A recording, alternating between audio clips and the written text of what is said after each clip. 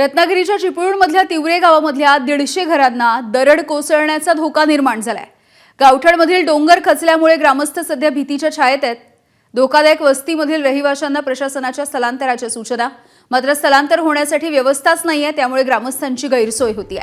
पावसामध्ये स्थलांतर करण्यासाठी उपाययोजना करण्याची नागरिकांची आणि इथल्या ग्रामस्थांची मागणी आहे।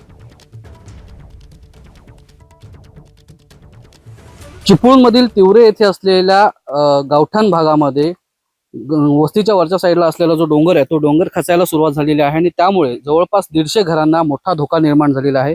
मी सध्या तिवरेमधील त्याच भागामध्ये आहे जिथे आपण पाहतोय की डोंगरातला मोठा भाग हा आता खचायला सुरुवात झालेला आहे। मागील 2 ते 3 दिवसापासून या भागामध्ये मुसळधार पाऊस पडतोय आणि त्यामुळे डोंगरातील ज्या मोठे मोठे दगड आहेत किंवा माती आहे ती आता खाली सरकायला सुरुवात झाली। त्यामुळे या डोंगराच्या खाली जे असलेले 150 कुटुंब आहेत त्या कुटुंबांना धोका निर्माण झालेला आहे। अनेक ठिकाणी झाडांची पडझड या ठिकाणी झाल्याचं पाहायला मिळत आहे आणि डोंगरातून जे येणारं पाणी आहे ते पाणी आता ह्या संपूर्ण ज्या भेगा आहेत त्या भेगामध्ये झिरपत असल्यामुळे मोठा धोका जो आहे तो निर्माण झालेला आहे।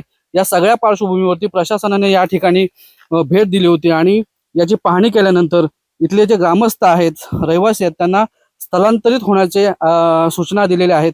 मात्र 2019 पासून तिवरे गावाच्या ज्या स्थलांतराची जी व्यवस्था आहे ती इथे नसल्यामुळे आता स्थलांतरित व्हायचं कुठे असा प्रश्न या गावातल्या ग्रामस्थांना पडलेला आहे। त्यामुळे इथले जे ग्रामस्थ आहेत ते अधिक आक्रमक होताना दिसत आहेत आणि ही जी घटना या घटनेकडे गांभीर्याने पाहून इथल्या लोकांची जी व्यवस्था आहे ती करावी अशी मागणी जोर धरते।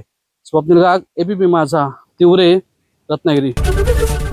एबीपी माझा, उघडा डोळे बघा नीट।